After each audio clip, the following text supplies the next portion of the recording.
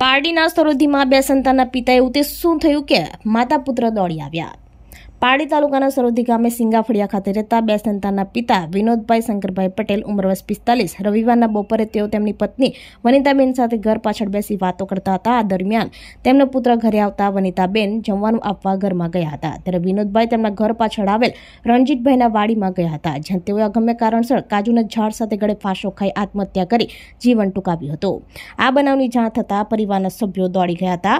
આ બનાવની જાણ ડુંગરી ગામના સરપંચ રવિન્દ્ર પટેલને થતાં તેઓ પણ દોડી ગયા હતા અને આ બાબતે પારડી પોલીસને જાણ કરતા પારડી પોલીસે મૃતદેહનો કબજો લઈ પારડી CSC ખાતે PM કરાવી વધુ કાર્યવાહી હાથ ધરી હતી।